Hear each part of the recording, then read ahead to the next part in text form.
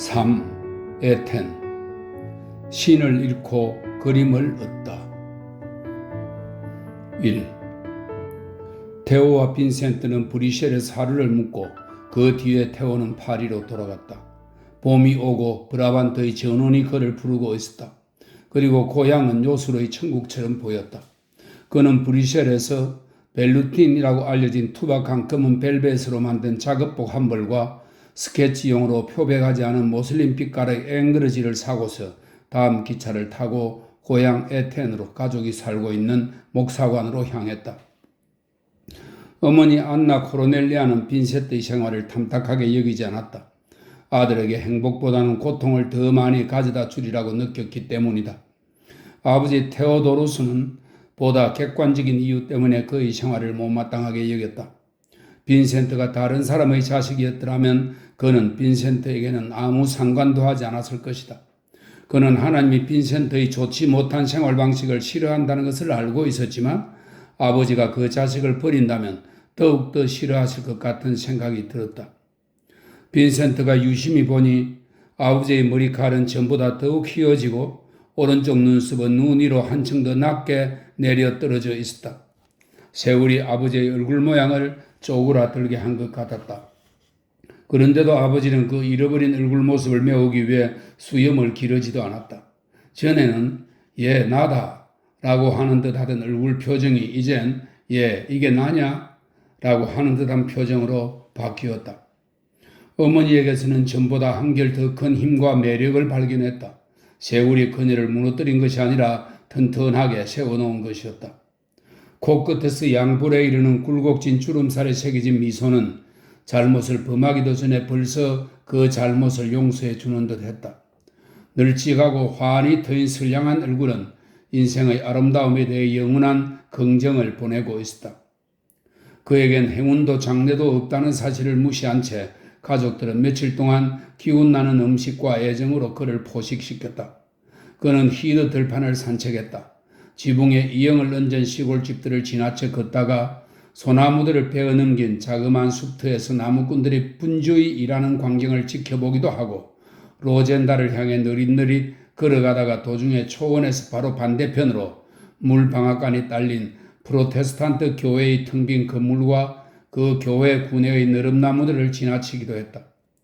보르나주의 기억은 사라지고 건강과 체력이 순식간에 되돌아왔다. 시간이 얼마 지나지 않았는데 그는 벌써 일을 시작하고 싶어서 안달이 났다. 어느 비오는 날 아침 이른 시각에 안나 코르넬리아가 부엌으로 내려가 보니 난로는 벌써 발갛게 달아올랐고 난로 받침 쇠 위에 발을 받친 채 빈센트가 그 앞에 앉아 있었다. 밀레의 한낱을 모사한 것이 반쯤 완성되어 그의 무릎 위에 놓여 있었다. 어머나 얘야 잘 잤니? 그녀가 외쳤다. 잘 주무셨어요 어머니? 그가 어머니의 넓은 뺨에 정답게 입맞추었다. 무엇 때문에 그렇게 일찍 일어났니? 글쎄요 어머니 일하고 싶어서요. 일이라니? 안나 코르넬리아는 그의 무릎에 놓인 스케치를 바라보다가 그 다음엔 활활 타오르는 난로를 쳐다보았다. 아, 불을 피웠다는 말이구나. 하지만 그런 것 때문에 일찍 일어날 필요 없다. 아니요, 그림을 그린다는 뜻이었어요. 다시 한번 안나 코르넬리아는 아들의 어깨너머로 스케치를 들여다보았다. 그것은 그녀에겐 어린아이가 노는 시간에 잡지를 보고 안간힘을 쓰면서 베껴놓은 것처럼 보였다. 그림 그리는 일을 할 셈이냐, 빈센트? 예. 빈센트는 자신의 결심과 또 테오가 자기를 떠올려 노력할 것이라는 얘기를 설명했다. 그의 예측과는 달리 안나 코르넬리아는 즐거워했다. 그녀는 재빨리 거실로 가서 편지 한 통을 가지고 왔다. 우리의 사촌 안톤 마오베도 화가 난다. 그녀가 말했다. 그래서 돈을 굉장히 많이 번다더라. 이 편지는 요전날에 너희 이모한테서 온 건데 왜 마오베가 이모의 딸 예트와 결혼했잖니. 구필 화랑의 테르스테어 씨가 마오베가 그린 것이라면 뭐든지 500이나 600길드에 팔아준다고 써 보냈더라. 예, 마오베도 점점 관록 있는 화가로 돼가고 있거든요. 그런 그림을 그리려면 얼마나 걸리니? 그야 나름이죠 뭐. 어떤 건 며칠 걸리고 어떤 건 몇 년도 걸리니까요. 몇 년이라니 원철은 안나 코르넬리아는 잠시 생각하다가 이었고 물었다. 넌 사람들을 그 모습 그대로 보이게 그릴 수 있니? 글쎄 모르겠어요. 그려둔 게 위층에 좀 있는데 가져다 보여드릴게요. 그가 돌아왔을 때는 어머니는 일할 때 쓰는 하얀 머리 수건을 두르고서 널찍한 난로에다 물 주둔 자들을 올려놓는 중이었다. 반짝이는 붉은색 푸른색의 타일 벽 때문에 부어가는 즐거운 분위기가 감돌았다. 너가 좋아하는 치즈 과자를 만들 거란다? 안나 코르넬리아가 말했다. 생각나니? 생각나다마다요 어머니. 그는 한 팔로 어머니의 어깨를 덥석 껴안았다. 그녀는 생각에 잠긴 듯한 미소를 띠고 아들의 얼굴을 올려다보았다. 빈센트는 그녀의 맏아들이었고 무척이나 사랑하는 자식이었다. 살아가면서 그녀를 상심케 하는 단 하나의 문제는 그의 불행이었다. 집에 돌아와 에미와 함께 있으니 좋으냐? 그녀가 물었다. 그는 쭈글쭈글하지만 아직도 윤기 있는 그녀의 뺨을 장난스럽게 꼬집었다. 엄마. 그가 대답했다. 그녀는 보리나주 사람들을 그린 스케치를 들고 꼼꼼히 들여다보았다. 헌데 빈센트야, 이 사람들 얼굴이 대체 어찌 된 거냐? 어찌 되긴요, 왜요? 얼굴이 하나도 없지 않니? 알아요. 난 사람 모습에만 관심이 있어요. 하지만 넌 사람들 얼굴을 그릴 수 있겠지, 그렇지? 이 에테네는 자기 초상화를 만들고 싶어하는 여자들이 무척 많단다. 그걸로도 먹고 살 수가 있어. 예, 그렇겠죠. 하지만 난 그림을 올바로 그릴 수 있을 때까지 기다려야 해요. 그녀는 어제 걸러낸 치즈가 담긴 팬에다 달걀을 깨뜨려 넣고 있었다. 그녀는 막 깨뜨려 넣은 달걀의 껍질을 양손에 반쪽씩 든 채 스토브에서 몸을 돌렸다. 그림이 잘 팔리도록 하기 위해 그림을 올바로 그려야만 한다는 말이냐? 아니요. 연필로 재빠르게 스케치를 하면서 그가 대답했다. 올바른 그림이 되기 위해서 올바로 그려야만 한다는 거예요. 안나 코르넬리아는 생각에 잠긴 채 하얀 치즈에다 달걀 노른자위를 휘저어 넣다가 이었고 입을 열었다. 그게 무슨 말인지 난 못 알아듣겠구나 얘야. 나도 몰라요. 빈센트가 말했다. 하지만 어쨌든 그래요. 아침 식탁에서 잘 부풀어 노란 치즈 과자를 먹다 말고 안나 코르넬리아는 그 소식을 남편에게 털어놓았다. 그들은 빈센트에 관하여 남몰래 근심스러운 추측을 수없이 해보았던 것이다. 그게 장래성이 있는 거냐, 빈센트? 아버지가 물었다. 자립할 수 있는 거야? 처음에는 안 되죠. 내 스스로 설 수 있을 때까지 태호가 도와줄 거예요. 내가 빈틈없이 그림을 그리게 되면 돈을 벌 수 있습니다. 런던이나 파리에선 도안사들이 하루에 10프랑 내지 15프랑을 벌어요. 그리고 잡지에 사파를 그려주는 사람들은 돈을 상당히 많이 벌어요. 테오도로스는 한시름 놓았다. 아들 빈센트가 무언가를 그게 무엇이든 간에 마음에 두고 있으며 앞으로는 요 몇 년 동안 그랬던 것처럼 되는 대로 나태하게 살지는 않을 것임을 알았기 때문이었다. 내가 바라는 건 너가 그 일을 시작하면 그걸 계속 끝까지 해주었으면 하는 거다. 공연히 이리저리 길을 바꾸다가 결국 아무데도 못 가고 만다. 이게 마지막입니다, 아버지. 다신 절대 길을 바꾸지 않아요. 2. 얼마 뒤에 비가 그치고 따뜻한 날씨가 시작되었다. 그는 그림 도구와 이젤을 들고 나가 전원을 답사하기 시작했다. 세페 근방의 히드 들판에서 일하는 게 가장 좋았지만 가끔씩 수련을 그리기 위해 파시바르트에 있는 커다란 늪지로 갔다. 에테는 서로들 익히 잘 알고 지내는 소읍인데 그곳 사람들은 빈센트를 삐딱하게 헐기어보곤 했다. 빈센트의 검은 벨벳 작업복도 이 마을에선 처음 보는 종류의 옷이려니와 그곳 토박이들이 보기엔 다 큰 남자가 아무것도 없이 연필과 도화지만을 들고 빈 들판에서 허송세월 하는 것도 처음 있는 일이었다. 빈센트는 별 관심 없이 그저 어줍잖게나마 그들에게 친절하게 굴려고 했지만 그들은 그와 관련을 가지길 꺼려했다. 이 자그마한 총구석에서 볼 때 그는 별종이었고 한량이었다. 그의 모든 것이 괴상하게 보였다. 옷, 거동, 붉은 수염, 그의 이력, 일은 하지 않고 들판에 한정없이 앉아 주위를 바라보는 것마저 이상하게 보였다. 그가 해를 끼치는 것도 아니었고 그저 혼자 가만히 있게 내버려 두어 달라는 것뿐이었는데도 그들은 그가 자기들과는 다른 사람이라는 것 때문에 그를 수상히 여겼고 또 두려워했다. 빈센트는 사람들이 자기를 못마땅하게 여긴다는 것조차 알지 못했다. 그 그는 벌채 중인 소나무 숲을 대형 스케치로 옮기고 있었는데 그 중에서도 작은 개울가에 외따로 서 있는 한 나무에다 온 힘을 기울였다. 그 소나무 숲을 벌채하고 있던 일꾼들 중 하나가 건너와서 그가 그림을 그리는 모습을 지켜보곤 했다. 그 사람은 을빠진 듯 희죽 웃으며 빈센트의 어깨너머로 바라보다가 때로는 크다랗게 웃음을 터뜨리며 낄낄거렸다. 그 농부의 웃음소리는 나날이 더 커져갔다. 빈센트는 그가 뭘 보고 그렇게 즐거워하는지 알아봐야겠다고 결심했다. 재미있으십니까? 그가 정중하게 물었다. 제가 나무 한 그루를 그리는 게 말이에요? 사내가 큰 소리로 웃었다. 맞소, 맞아. 아주 우스워요. 당신은 분명 미치광이일 거야? 빈센트는 한동안 곰곰 생각하다가 이윽고 그에게 물었다. 내가 한 그루의 나무를 심는다면 난 미치광이일까요? 그 말에 농부는 금방 말짱한 정신으로 되돌아갔다. 아니요. 물론 아니요. 그 나무를 돌보고 보살핀다면 내가 미치광이일까요? 아니, 그럴 리가 있겠소. 내가 그 나무의 열매를 따낸다면 미치광이일까요? 당신 날 놀리고 있구려? 그렇다면 이곳 사람들이 그러는 것처럼 그 나무를 잘라버린다면 내가 미치광이일까요? 천만에. 나무란 베어낼 수밖에 없는 거니까. 그럼 나무를 심고 키우고 그 열매를 따고 베어내도 좋지만 그 나무를 그림으로 그린다면 미치광이가 된다는 거군요. 맞습니까? 농부는 또다시 벼랑간 휘죽휘죽 웃기 시작했다. 맞소. 여기 이렇게 앉아있는 걸 보면 당신은 틀림없이 미치광이야. 동네 사람들이 모두 그렇게 말하던걸. 그날 저녁에 그는 가족들과 함께 거실에 앉아 있었다. 굉장히 큰 나무 테이블 주위에 온 식구가 모여들어 바느질도 하고 책도 읽고 편지를 쓰기도 했다. 그의 어린 동생 코르는 거의 말이 없는 아이였다. 여자 형제들 중에서 안나는 이미 결혼하여 나갔다. 엘리자베스는 빈센트를 너무도 싫어하여 그가 집에 돌아온 것을 되도록이면 모르는 척하려 했었다. 빌레미는 인정이 깊었다. 부탁할 때마다 포즈를 취해주고 별로 까다롭지 않게 그와 친하게 지냈다. 그러나 그것은 세상 일에 얽힌 관계였다. 빈센트 역시 테이블에 편히 앉아서 그 테이블 한중간에 공평하게 놓인 큼직한 노란 램프 불빛에 비추어가며 그림을 그리고 있었다.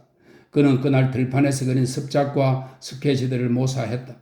아버지 테오도로스가 가만히 보자니까 빈센트는 한 인물을 12분이나 베끼면서 그때마다 번번이 불만스러운 얼굴로 그 완성된 그림을 던져버리고 있었다. 이쯤 되니 목사는 더 견딜 수가 없었다. 빈센트야, 넓고 큰 테이블 너머로 몸을 기울이며 그가 말했다. 그걸 영 제대로 못 그리겠니? 네, 빈센트가 대답했다. 그럼 혹시 너가 실수를 저지른 게 아니냐?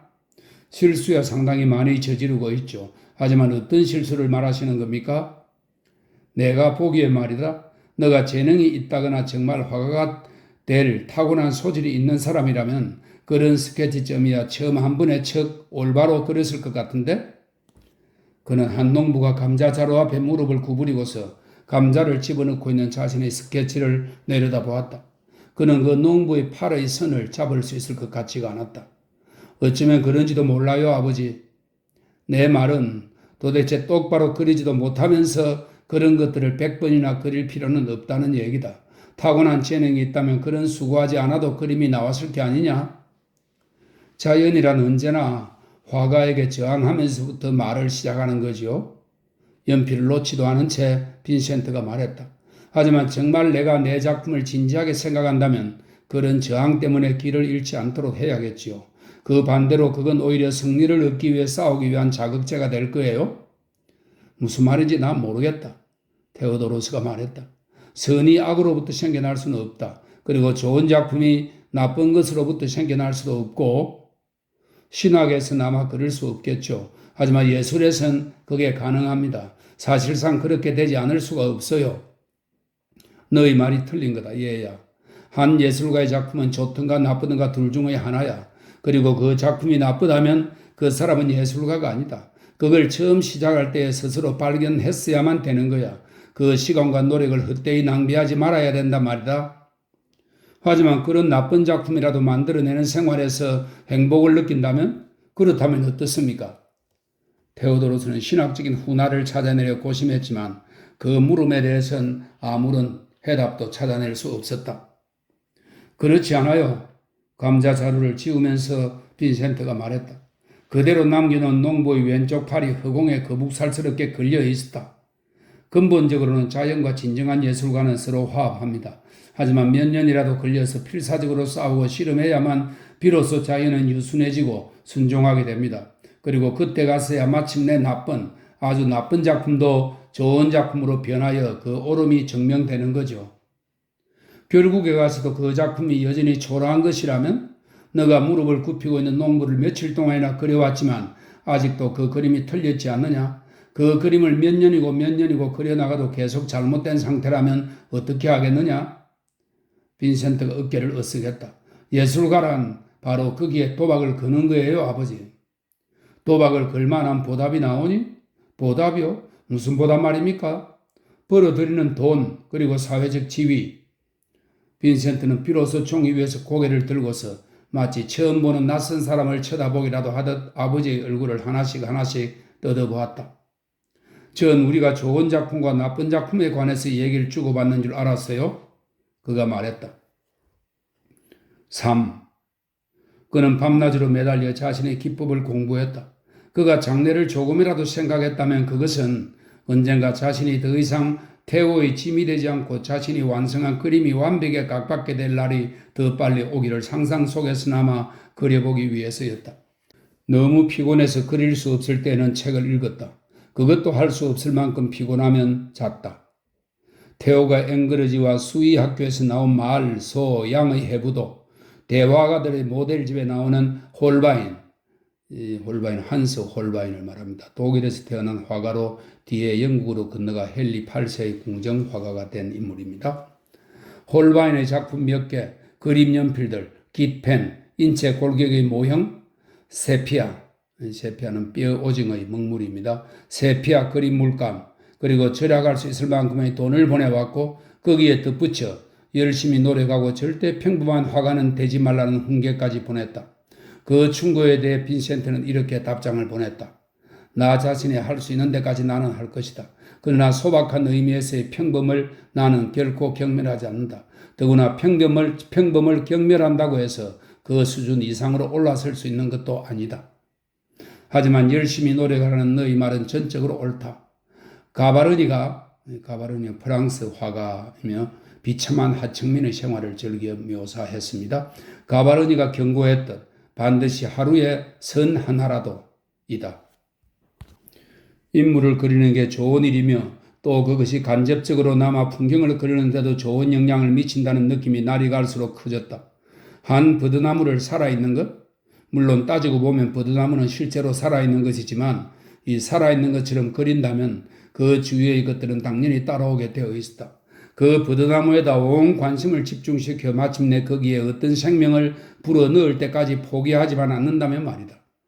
그는 풍경화를 무척 좋아했지만 그러나 그보다 10배나 더 좋아한 것은 사람들의 생활을 그린 때로는 놀랄만한 리얼리즘의 기법으로 그린 그림들이었는데 말하자면 가바르니, 도미에는 프랑스 화가입니다. 처음에는 신문 석판화를 그렸고 그 뒤에 수채화 유화를 주로 했는데 조각적인 기법으로 서민 생활을 묘사하여 당대의 미켈란젤로라는 평을 받았다고 합니다. 도미에. 그리고 도레, 프랑스 화가입니다. 더 거루, 벨기에 화가입니다. 펠리 쌍노퍼스, 벨기에 태생의 화가입니다. 등이 썩 잘 그려낸 그런 그림들이었다. 갖가지 유형의 노동자들을 그리면서 그는 어느 날엔가는 잡지나 신문에서 사파를 그릴 수 있겠거니 하고 바랐다. 자신의 기교를 완벽하게 하고 나아가 더 높은 표현 형태를 얻게 될 때까지 그동안의 멀고 험한 세월을 완전히 자립하여 살고 싶기 때문이었다. 한 번은 그의 아버지가 그가 심심풀이로 책을 읽는 줄 알았던지 이렇게 말했다. 빈센트야, 넌 열심히 노력해야만 합네 하고 늘 말하더니 어째서 그는 쓰잘데없는 프랑스 책에다 시간을 허비하는 거냐? 발자크의 소설 고리오 영감을 보고 있던 빈센트는 읽던 부분을 손가락 끝으로 누르고서 고개를 들었다. 그는 자신이 진지한 이야기를 하면 아버지도 언젠가는 자신을 이해해 줄 거라고 계속 희망을 품고 있었다. 아시겠지만 그가 느릿느릿 말했다. 인물이나 풍경을 실물대로 그리기 위해서는 그림 기법의 지식이 필요할 뿐 아니라 문학에 대한 깊은 연구도 필요하거든요. 솔직히 난 그 말을 못 알아듣겠구나. 내가 훌륭한 설교를 하고 싶다고 해서 부엌에서 너희 어머니가 혓바닥 고기를 절이는 걸 지켜보느라 시간을 허비할 필요는 없다 말이다. 혓바닥 고기 얘기가 나왔으니 말인데 안나 코르넬리아가 말했다. 그 신선한 혓바닥 고기를 내일 아침 식사 때까지는 마련해 두어야겠어요? 빈센트는 그 비유적인 얘기에는 맞서지도 않았다. 한 인물을 그리려면 그가 말했다. 그 안에 있는 골격과 근육과 힘줄 등을 모두 알아야만 돼요. 마찬가지로 그 사람의 뇌나 영혼 속에서 무슨 일이 진행되고 있는지 알지 못하면 그 사람의 머리통도 그릴 수가 없어요. 살아있는 사람들을 그리려면 그 사람의 골격뿐만 아니라 그들이 자신이 살고 있는 세상에 대해 어떻게 느끼고 어떻게 생각하는지 알아야만 하는 거예요. 자신의 기쁨만 알고 다른 아무것도 모르는 화가는 결국 천박한 예술가로 드러나기 마련이죠. 아, 빈센트야. 아버지가 깊은 한숨을 내쉬며 말했다. 넌 아마 이론가가 될 것 같구나. 빈센트는 고리오 영감으로 다시 눈을 돌렸다. 한 번은 그가 크게 흥분한 적이 있었는데 테오가 그의 병폐인 원근법을 바로잡으라고 보낸 카시아뉴의 책 몇 권이 도착했을 때였다. 빈센트는 그 책들을 사랑스럽게 쭉 훑어보고서 빌레민에게 보여줬다. 내 고질병에 이보다 더 나은 치료약은 없을 것 같구나. 그가 빌레민에게 말했다. 내가 만일 그 병폐를 고치게 된다면 이 책들한테 감사해야 될 거야. 빌레민은 어머니를 닮은 맑은 눈으로 그에게 미소를 보냈다. 미술에 관해 책에 써 있는 생각들을 읽으면 정확하게 그림 그리는 법을 배울 수라도 있다는 말이냐? 테오도로스가 물었다. 그는 파리에서 오는 것이라면 무엇이든 불신하는 것이었다. 예, 그거 참 이상하군. 말하자면 그 안에 든 이론을 제대로 실습하면 그렇게 된다는 거예요. 하지만 그래도 실습은 책으로 살 수 없는 거예요. 그럴 수만 있다면 책이 무지무지하게 잘 팔리게요? 나날이 분주하고 행복하게 흘러 어느덧 여름으로 접어들었다. 이젠 비가 아니라 열기 때문에 히드 들판으로 나갈 수가 없었다.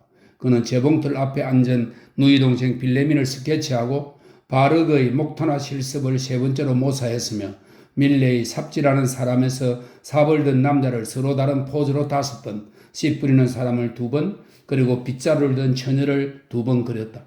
그 다음엔 흰 머리수건을 쓴 한 아낙네가 감자를 벗기고 있는 모습, 지팡이에 몸을 기대고 쓴 양치기, 그리고 한 늙고 병든 농부가 팔꿈치를 무릎에 얹고 두 손으로는 턱을 받친 채 벽난로 곁의 의자에 앉아있는 모습을 그렸다. 땅 파는 사람들, 씨 뿌리는 사람들, 밭 가는 사람들, 그러한 남자와 여자들을 계속해서 그려야겠다고 그는 생각했다. 시골 생활에 속한 모든 것을 자세히 관찰하여 그림으로 옮겨야겠다고 느꼈다. 이젠 그는 이전처럼 자연 앞에 무력하지 않았다. 바로 그것이 이전에 맛보았던 그 어느 것과도 비교할 수 없는 환희를 그에게 안겨주었다. 그곳 사람들은 여전히 그를 괴상한 녀석이라 생각하여 가까이 하지 않았다. 어머니와 빌레민이 그리고 아버지도 그 나름대로 그에게 따뜻함과 애정을 듬뿍 주었지만 에텐이나 목사관에 사는 그 어느 누구도 결코 뚫고 들어올 수 없는 내부 가장 깊숙한 곳에서는 그는 무서우리만큼 외로웠다. 그러한 가운데 어느덧 농부들도 차츰 그를 좋아하게 되었다. 빈센트는 그들의 소박함 속에서 뭘 할까? 그들이 호미질도 하고 파내기도 하는 흙과 흡사한 어떤 것을 느꼈다. 그는 그것을 스케치 안에 옮겨 놓으려 애썼다. 식구들은 그의 스케치를 보면서 대체 농부가 어디서 끝나고 흙이 어디서 시작하는지 분간하지 못하는 일이 허다했다. 빈센트도 자신의 그림들이 어떻게 그런 모양으로 나오는지 알 수 없었지만 그는 그것이 옳다고 바로 그렇다고 느꼈다. 그 점에 대해 어느 날 저녁 어머니가 묻자 그는 말했다. 그 둘 사이엔 엄격한 경계선이 없어요. 그 둘은 사실상 두 종류의 흙이거든요. 서로가 서로에게 흘러들어가 서로에게 소속되는 겁니다. 똑같은 한 물질에서 나온 두 가지 형태예요. 본질상으로는 구별할 수 없죠. 그의 어머니는 빈센트에게 아직 아내가 없으므로 자신이 그를 다루면서 그가 성공하도록 도와주는 게 좋겠다고 판단했다. 빈센트야, 어느 날 아침 그녀가 말했다. 2시까지 집으로 돌아와 주었으면 좋겠다. 그래 주겠니? 네, 어머니. 그런데 뭘 하시려고요? 늘 어느 파티에 데리고 가려고 그런다. 빈센트는 질겁했다. 하지만 어머니, 난 그런 식으로 내 시간을 허비할 수 없어요. 어째서 그게 시간을 허비하는 거냐? 티파티에선 그릴 만한 게 아무것도 없잖아요. 바로 그 점이 넌 틀렸다. 거긴 에테네에서 내노라는 여자들이 모두 온단 말이다. 빈센트의 두 눈이 부엌 문간으로 향했다. 자칫하면 그대로 뺑소니 칠 뻔했다. 가까스로 자신을 억누르고서 그는 애써 자기 입장을 설명하려 했다. 그의 말은 느릿느릿 그리고 힘들게 나왔다. 내 얘긴 어머니, 그가 말했다. 그 티파티에 오는 여자들에겐 성격이 없다는 거예요. 무슨 소리? 모두 다 훌륭한 성격들을 갖고 있다. 모두 단 한 군데도 흠잡힐 데 없는 사람들이다. 그렇겠죠, 어머니. 그가 말했다. 물론 그렇겠죠. 하지만 제 뜻은 그 여자들이 하나같이 비슷비슷한 모습이라는 거예요. 그들의 생활 형태가 그들 전체를 틀에 박힌 어떤 일정한 꼴로 만들어버린 거라고요? 그건 그래도 난 분명 힘 안 들이고 그 처녀들을 하나하나 분간할 수 있다. 예, 어머니. 하지만 너무 편안한 생활을 하니까 그 사람들 얼굴엔 뭐 조금이라도 흥미를 끄는 것이 전혀 새겨져 있지 않아요. 난 도통 모르겠다, 얘야. 넌 들판에 보이는 일꾼들이나 농부들은 모조리 그러지 않느냐? 예, 그렇죠. 그런데 그게 행여 너한테 무슨 소용이 있겠니? 모두 가난한 사람들이다. 너희 그림을 하나도 살 수 없어. 하지만 읍내 여자들은 자기들의 초상화를 그려주면 돈을 지불할 수 있는 사람들이야. 빈센트는 어머니에게 양팔을 두르고서 한쪽 손으로 어머니의 뺨을 받쳤다. 그 푸른 두 눈은 너무도 맑고 깊고 따뜻하고 사랑스러웠다. 사람들은 왜 이해하지 못하는 걸까? 어머니, 그가 나직하게 말했다. 부탁이지만 날 조금이라도 믿어주세요. 난 내가 하는 이 일을 어떻게 해야만 하는지 알고 있어요. 시간만 주세요. 그럼 난 성공할 거예요.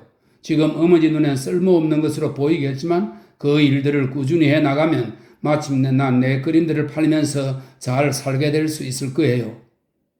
안나 코르넬리아가 그를 이해하고 싶어하는 마음은 그가 이해받고 싶어하는 마음만큼이나 절실한 것이었다. 그녀는 아들의 불구스름한 거친 턱수염에다 입술을 비볐다. 그녀의 마음은 지금 자신의 품 안에 안긴 이 튼튼하고 단단한 아들 녀석의 몸뚱아리가 춘데르트 목사관에서 자신의 몸을 뚫고 나오던 바로 그 공포와 불안의 날로 되돌아갔다. 그녀의 첫 번째 아이는 사산이었고 그래서 빈센트가 길고 기운차게 고고의 성을 울렸을 때 그녀의 감사하는 마음과 기쁨은 헤아릴 길이 없었다. 그를 사랑하는 그녀의 마음속엔 항시 눈도 뜨지 못하고 죽은 첫 번째 아이에 대한 아련한 슬픔과 그 뒤로 잇따라 나온 다른 자식들에 대한 감사의 마음이 뒤섞여 있었다. 넌 참 착한 아이다, 빈센트야. 그녀가 말했다. 너 자신의 길을 가렴. 최상의 길은 너가 잘 알고 있겠지. 난 그저 돕고 싶었을 따름이다. 그날은 들판에 나가 일하지 않고 대신 정원사인 피에트 카우프만에게 모델을 부탁했다.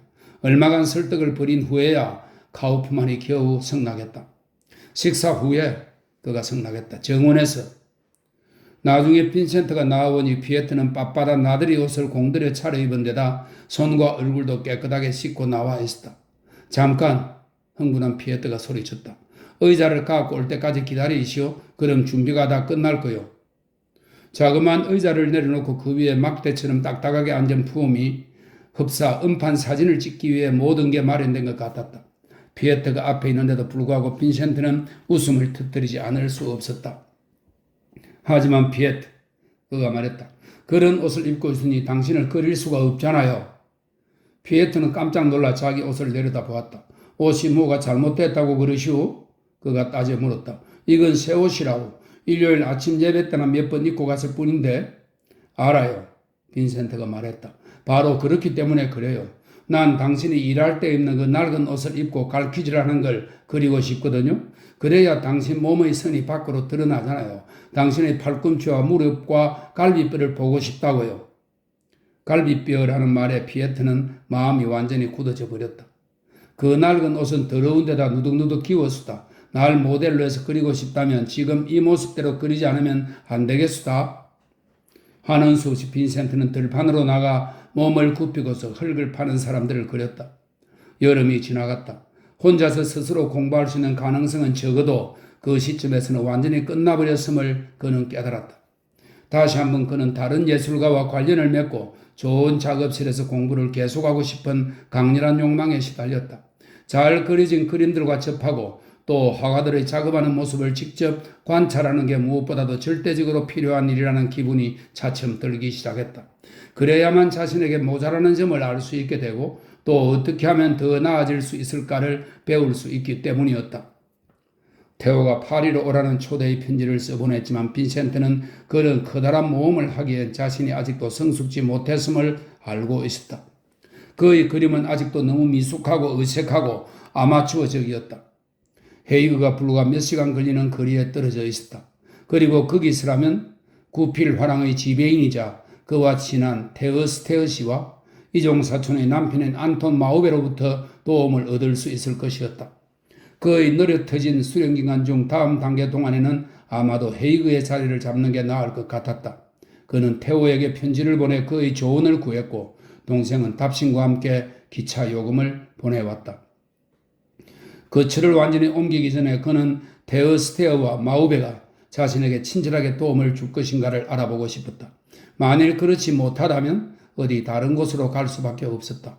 그는 자신의 스케치 전부를 세심하게 싸들고서 이번엔 갈아입을 속옷도 함께 싸들고서 지방의 모든 젊은 예술가들이 하는 관례대로 그 나라의 수도를 향해 출발했다. 4. 헤르만 기스베르트 테르스테어 씨는 헤이그 회화파의 창시자이며 네덜란드에서 최고의 군의를 가진 화상이었다. 전국 곳곳의 사람들이 그에게 와서 무슨 그림을 사야 할지 조언을 구하곤 했다. 테르스테어 씨가 좋은 그림이라고 말하면 사람들은 모두 그의 의견을 결정적인 것으로 받아들였다.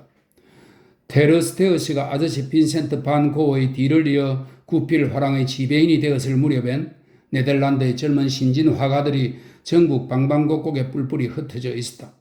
안톤 마우베와 요제프는 암스테르담에서 살았고 야코 마리스와 빌렘 마리스는 지방에 있었으며 요제프 이스라엘스, 이 네덜란드의 대표적인 유대계 화가입니다. 요제프 이슬라에스, 요한네스 보스붐, 볼로메르스는 헤이그 출신의 화가로서 이스라엘스에게서 강한 영향을 받은 화가입니다. 이들은 일정한 본거지가 없이 이 도시에서 저 도시로 떠돌아다니고 있었다. 테어스테어스는 그들에게 차례로 편지를 보내어 얘기했다. 모두 이곳 헤이그에서 힘을 합하여 이곳을 네덜란드 미술의 수도로 만들지 않겠습니까? 우린 서로를 돕고 서로에게서 배울 수 있으며 우리 모두가 한결같이 노력하면 프랑스 하르스와 렘브란트의 시대에 네덜란드 화가가 누렸던 세계적 명성을 되찾을 수 있습니다.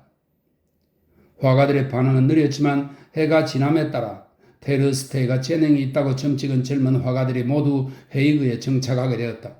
그 시절엔 그 화가들의 작품을 찾는 수요가 단 하나도 없었다. 테르스테어가 그들을 선택한 것은 그들의 작품이 팔리기 때문이 아니라 그들의 작품에서 미래의 위대한 가능성을 보았기 때문이었다. 그의 설득으로 대중이 그들의 작품에 눈을 돌리기 6년 전부터 이미 그는 이스라엘스와 마우베와 야코 마리스 등의 작품을 사들였다. 해마다 그는 보스봄, 마리스, 노이스는 알베르트 노이스인데 네덜란드의 화가입니다. 등의 작품을 꾸준히 계속 사들여 화랑 맨 뒤쪽에 있는 벽에다 집중적으로 걸어놓았다. 그는 그들이 완숙함을 얻기 위해 싸우는 동안 그 작품들을 보관해 두어야만 한다는 것을 알고 있었다.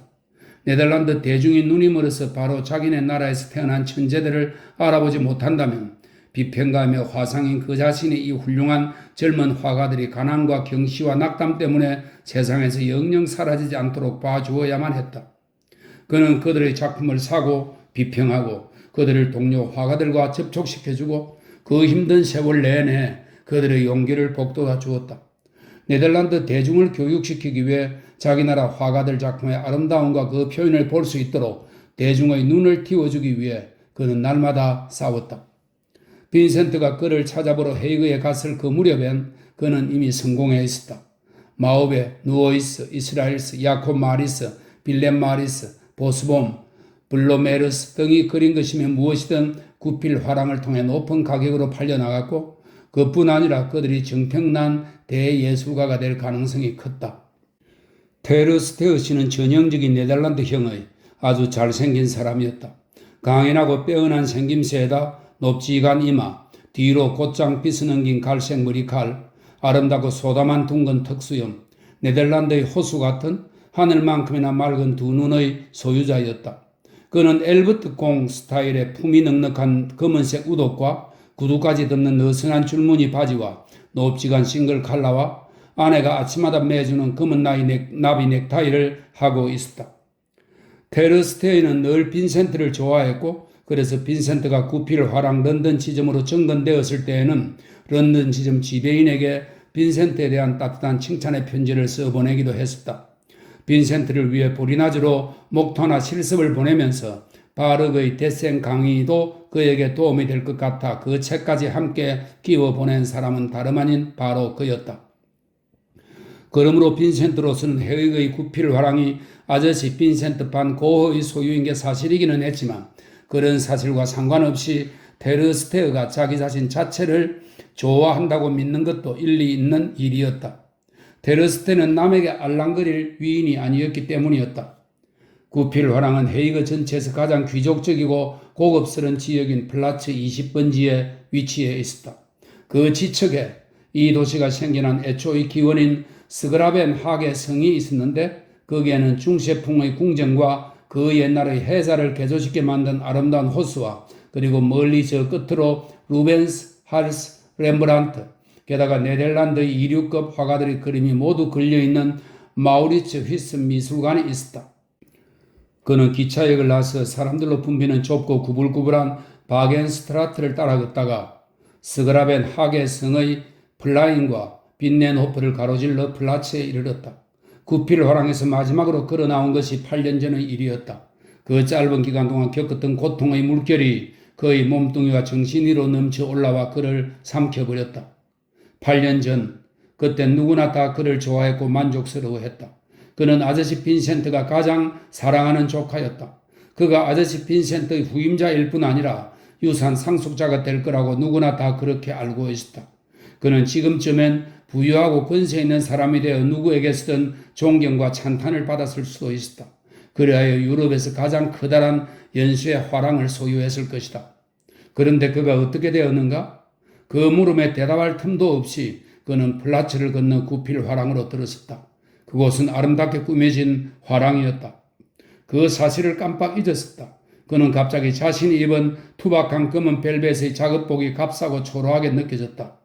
화랑의 1층은 값진 베이지색 휘장이 드리워진 긴 살롱이었고 거기서 세단 위에는 유리 지붕이 덮인 그보다 작은 살롱이 있고 그 맨 끝으로 몇 단 더 올라가면 신진 화가들을 위한 자그마한 진열실이 있었다. 테르스테의 사무실과 응접실이 있는 2층으로 이어지는 널찍한 청계가 있었는데 그 올라가는 청계의 양측 벽에는 그림들이 잔뜩 걸려 있었다. 화랑에서는 굉장한 부와 문화의 냄새가 풍겼다. 점원들은 훌륭한 차림새에다 세련된 몸가짐을 하고 있었다. 사방벽에는 값비싼 벽지를 배경으로 호화로운 액자에 담긴 그림들이 걸려 있었다. 두툼하고 부드러운 양탄자는 발밑에서 푹신거렸고 구석에 점잖게 놓여있는 의자들은 그의 기억에 의하면 무척이나 값나가는 골동품들이었다. 그는 누더기를 입은 광부들이 탄광에서 나오는 모습, 그들의 아내가 몸을 구부리고서 테리를 캐내는 모습, 그리고 땅을 갈고 씨를 뿌리는 브라반트의 사람들을 그린 그림을 생각해 보았다. 가난하고 비참한 사람들을 그린 그 단순한 그림들이 이 위대한 미술의 궁전에서 행여 팔리게 될까 하고 생각해 보았다. 그런 일은 거의 있을 것 같지도 않았다. 그는 꼴불 끼어낼 정도로 감탄하는 모습으로 선 채 마오베가 그린 양머리의 그림을 응시했다. 애칭 테이블 뒤에서 낮은 목소리로 잡담을 주고받던 점원들이 그의 차림새와 거동을 한번 힐끗 쳐다보고는 무슨 그림을 찾느냐고 물어볼 염도 내지 않았다. 테르스테이는 개인이 사사로이 이용하는 화랑에서 전시회 준비를 하고 있다가 메인 살롱을 향해 청계를 내려오고 있었다. 빈센트는 그를 보지 못했다. 테르스테이는 몇 계단 안 되는 청계의 맨 아래 계단에 멈춰선 채 이전에 자기 아래서 일하던 전문인 빈센트를 꼼꼼히 뜯어보았다. 그의 눈에 비친 것은 빈센트의 짧게 자른 머리, 얼굴에 덥수룩하게 난 붉은 수염, 농부들이 신는 장화, 속에 넥타이 따윈 매지도 않은 채 목까지 단추를 잠근 작업복 우도, 그리고 한 팔에 어색하게 끼고 있는 보따리였다. 빈센트의 모습엔 뭐랄까 너무도 어색한 면이 있었다. 그것이 이 우아한 화랑 안에서 잔인하리만큼 크게 부각되어 나타났다. 빈센트. 테르스테이가 부드러운 양탄자 위로 소리 없이 건너오면서 말했다. 자네 우리 그림에 경탄하고 있구만. 빈센트가 몸을 돌렸다. 네, 그림들이 좋군요. 그렇죠? 어떻게 지내세요, 테르스테이 씨? 어머니와 아버지께서 안부 전해달라고 하시던데요. 8년이라는 끝낼 수 없는 간격을 가로질러 두 사람은 악수를 나누었다. 건강이 무척 좋아 보이십니다. 마지막 배웠던 때보다 한결 더 좋아 보이는데요. 그래. 이 생활이 내 성미에 맞거든. 계속 젊은 기분을 만들어 준다네. 내 사무실로 올라가지 않겠나? 빈센트는 그를 따라 널찍한 청계를 올라갔다. 청계 양측 벽에 걸린 그림들에게서 눈을 떼지 못하고 그는 연신 뒤뚱거리며 올라갔다. 테오와 함께 브뤼셀에서 머물렀던 그 짧은 시간 이후 처음으로 좋은 그림을 보는 셈이었다. 그림들 때문에 눈이 부셨다. 테어스테어가 자기 사무실 문을 열고 그를 안으로 데리고 들어갔다. 안치 빈센트, 그가 말했다. 빈센트는 그로서는 처음 보는 화가인 바이센 브루의 그림을 멍청히 쳐다보고 있는 중이었다. 그는 의자에 앉아 보따리를 내려놓았다가 다시 집어들고는 이었고 무척이나 깨끗하게 닦인 테르스테어의 책상 쪽으로 건너갔다. 고맙게도 제게 빌려주셨던 그 책들을 갖고 왔습니다. 테르스테어 씨. 그는 보따리를 풀었다. 셔츠 하나와 양말 한 켤레를 옆으로 밀치고서 목타나 실습 총서를 꺼내 책상 위에 놓았다. 전 아주 열심히 소묘를 했었습니다. 이 책을 빌려주셔서 제겐 정말 큰 도움이 되었습니다. 어디 자네가 모사한 스케치를 보여주게. 곧바로 용건을 짚어넘기며 테르스테어가 말했다. 빈센트는 한 무더기 쌓인 종이들을 급히 뒤적거리다가 맨 처음 보리나조에서 뺏겼던 일련의 스케치들을 빼냈다. 테르스테어는 돌같은 침묵을 유지했다. 그러자 빈센트는 재빨리 에텐의 정착에서 뺏긴 두 번째 것들을 그에게 보여주었다. 이 두 번째 그림들을 볼 때엔 테르스테의 입에서 하는 소리가 간간히 새어나왔지만 그러나 그뿐이었다.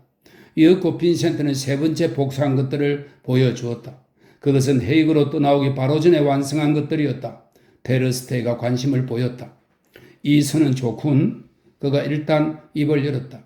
이 명함은 마음에 드는데 또 다음번엔 그렇게 말했다. 잘하면 되겠어. 제 느낌에도 그렇게 형편없지는 않은 것 같습니다. 빈센트가 말했다. 그는 그 한무더기의 그림을 추스려 놓고서 테르스테의 심판을 받기 위해 그에게로 몸을 돌렸다. 그래, 빈센트. 연장자인 테르스테가 말했다. 그는 손가락 끝이 가느다란 길고 야윈 손을 책상 위에 반듯하게 올려놓고 있었다. 조금 향상되었군. 많이는 아니고 조금. 첫 번째 뺏긴 그림들을 볼 땐 염려가 되었었네. 그런데 자네 작품을 보니 최소한 고군분투했다는 건 나타나더군. 그게 전부입니까? 고군분투뿐이에요? 재능은 없습니까? 그런 질문은 하지 말았어야 했다는 걸 알았지만 빈센트는 그걸 억누를 수가 없었다. 그런 얘기를 하기엔 너무 이러지 않을까, 빈센트? 아마 그렇겠죠. 그런데 뺏긴 게 아닌 내 스스로 보고 그린 스케치들을 함께 갖고 왔는데요. 그걸 보시겠습니까? 그거 좋겠군. 빈센트는 광부들과 농부들을 그린 자신의 스케치를 조금 꺼내놓았다. 당장 그 무시무시한 침묵이 떨어졌다. 네덜란드 전국에서 수백 명의 젊은 화가들에게 그들의 작품이 나쁘다는 결정적인 흉보를 전해준 것으로 유명한 그 침묵이었다. 그 그림들 전체를 일일이 훑어보는 테르스테의 입에선 소리조차 새어나오지 않았다. 빈센트는 진저리를 쳤다. 테르스테는 의자에 깊숙이 앉은 채 창밖 플라츠 너머로 백조들이 떠있는 호수를 내려다보았다. 빈센트는 자신이 먼저 말을 꺼내지 않으면 이 침묵이 영원히 계속되리라는 걸 경험으로 알고 있었다. 전혀 개선된 점이 안 보이나요? 그가 물었다. 보리나주에서 나온 것들보다 브라반트에서 얻은 스케치들이 한결 낫다고 생각지 않으세요? 글쎄, 밖으로부터 시선을 돌리며 테르스테어가 대답했다.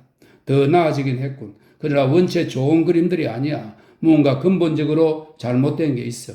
그게 뭔지 나도 당장은 모르겠지만 자넨 한동안은 복사하는 일만 하는 게 낫겠네. 자넨 아직 창작품을 할 준비가 안 되어 있어. 실물 사생을 시작하기 전에 기본적인 것을 먼저 잘 이해해야만 되네. 전 헤이그에 공부하러 오고 싶습니다. 괜찮은 생각인 것 같습니까?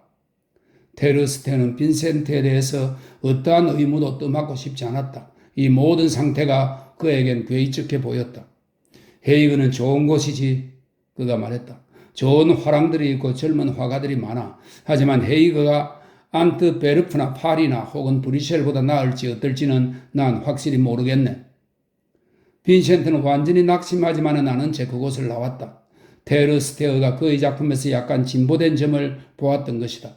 네덜란드 전국에서 가장 혹독한 테르스테어의 눈이 말이다. 빈센트가 최소한 정치하고 있지는 않은 셈이었다. 그는 자신의 실물 스케치가 마땅히 그려졌어야만 하는 그대로 그려진 것이 아님을 익히 알고 있었지만 열심히 그리고 오랫동안 노력하면 결국엔 올바른 그림이 나오리라는 자신감을 가지게 되었다. 5. 헤이그는 아마 유럽 전체에서 가장 깨끗하고 품위 있는 도시일 것이다. 네덜란드 풍에 알맞게 그곳은 소박하고 간소하고 아름다웠다. 먼지 한 점 없는 거리엔 꽃을 활짝 피운 나무들이 줄지어 서 있고 집들은 산뜻하고 깔끔한 벽돌로 지어진 데다가 집 앞마다 장미와 제라늄을 아름답게 가꾸어 놓은 자그마한 화단이 있었다. 빈민가도 가난에 찌들린 구역도 제멋대로 눈살을 찌푸리게 만드는 광경도 없었다. 모든 것이 네덜란드인 특유의 그 뛰어난 절제로서 보존되어 있었다. 오랜 세월 전에 헤이그는 황새를 그 공식 문장으로 채택했다. 이 황새는 아이의 잉태를 상징한답니다. 공식 문장으로 채택했다. 그 이후로 헤이그의 인구는 급속도로 증가했다. 빈센트는 다음날 아침까지 기다렸다가 우일레보멘 198번지의 자택으로 마우베를 방문했다. 마우베의 장모는 카르벤투스 가문의 사람으로서 바로 어머니 안나 코르넬리아의 자매지간이었다. 이들 사이에서는 가족의 유대감이 강했던 터라 마우베는 빈센트를 따뜻하게 맞아들였다. 마우베는 약간 굽었지만 그러나 굉장히 큰 어깨와 널찍한 가슴을 가진 아주 다부진 몸집의 사내였다. 그의 머리통은 데르스테어나 대부분의 방고 가문 식구들의 머리통과 마찬가지로 그의 모습에서 볼 때 얼굴의 생김보다 더 중요한 비율을 차지했다. 반짝이는 그러나 뭐랄까 약간 센티멘털하게 보이는 두 눈, 이마로부터 굵은 뼈만 돌출하여 경사짐 없이 곱고 강하게 내려온 콧날, 높고 널찍한 이마, 편편한 두 귀, 완벽한 타원형 얼굴을 가린 은회색 수염, 머리의 오른쪽 맨 끝에서 가로로 큼직하게 빗어넘긴 머리칼이 앞 이마의 평행선을 이루고 있었다. 마우베는 다 처치하지 못할 만큼의 에너지로 넘쳐나는 사람이었다. 그는 그림을 그리다가 그것에 지쳤을 때에도 계속 그려나갔고 거기에 다시 완전히 지쳤을 때에도 좀 더 그렸다. 그렇게 하다 보면 새 기운이 돌아와서 다시 그림 그리기를 시작할 수 있었다. 예트는 지금 집에 없네 빈센트. 마우베가 말했다. 아틀리에로 갈까? 거기가 한결 더 편안할 것 같군. 예, 그러죠. 정말 그는 작업실이 몹시도 보고 싶었다. 그는 밖으로 나가 정원에 있는 큼직한 목조 아틀리에로 빈센트를 안내했다. 아틀리에 입구는 안채와 가까운 쪽으로 나 있었지만 그래도 안채까지의 거리는 얼마간 떨어져 있었다. 정원은 울타리가 둘러쳐져 있었으므로 마우베는 작업하기 알맞도록 완전히 고립되어 있었다. 안으로 들어서자 담배 연기와 오래된 파이프와 니스의 상쾌한 냄새가 빈센트를 맞았다. 아틀리에는 꽤 넓었다. 두툼한 데벤트 양탄자 위에 여기저기 늘어선 이젤들마다 그림이 꽂혀 있었다. 사방벽은 습작품들로 빽빽했고 한쪽 구성엔 고풍스런 테이블, 그 앞엔 자그마한 크기의 페르시아 융단이 있었다. 북쪽 벽은 그 반이 창이었다. 책들이 여기저기 흩어져 있고 조금이라도 남은 공간마다 그림 도구들이 널려 있었다. 작업실의 활기찬 충만감에도 불구하고 빈센트는 마우베의 성격에서 풍겨나오는 어떤 명확한 질서 정연함이 그곳 전체를 다스리고 있음을 느낄 수 있었다. 가족 간의 안부를 묻는 형식적인 인사는 불과 몇 초 만에 끝났다. 그들은 둘 다 이 세상에서 가장 관심을 쏟는 화제로 당장 뛰어들었다. 마우베는 얼마 전부터 다른 화가들을 애써 피해오면서 설명입니다. 그의 평소의 지론에 의하면 그림을 그리든가 아니면 그림 그리기에 대한 이야기를 하든가이지 그 둘을 동시에 할 수는 없었다. 다른 화가들을 애써 피해오면서 서글픈 여명 속의 안개자욱한 풍경을 그리는 새 계획에 열중했다. 그 새 계획에 대해 그는 빈센트와 의논을 하는 게 아니라 단순히 일방적으로 그 얘기를 쏟아놓는 것이었다. 마우베 부인이 돌아왔다. 그녀는 빈센트에게 저녁을 먹고 가라고 우겼다. 즐겁게 식사를 끝낸 뒤 벽난로 앞에 앉아 아이들과 얘기를 나누면서 빈센트는 자기 자신의 아담한 가정을 꾸밀 수 있다면 얼마나 좋을까 하고 생각했다. 자신을 믿고 사랑하는 아내와 아버지라는 단순한 이름으로 그 자신을 황제나 임금처럼 떠받드는 아이들이 있는 가정을 가질 수 있다면 그런 행복한 날이 그에겐 결코 오지 않을 것인가. 얼마 뒤에 두 사람은 다시 작업실로 돌아가 느긋하게 파이프를 빨고 있었다. 빈센트는 그림책을 보고 베낀 스케치들을 꺼냈다. 마우베는 전문가다운 날카로운 눈으로 재빨리 그것들을 훑어보았다. 나쁘진 않군, 그가 말했다.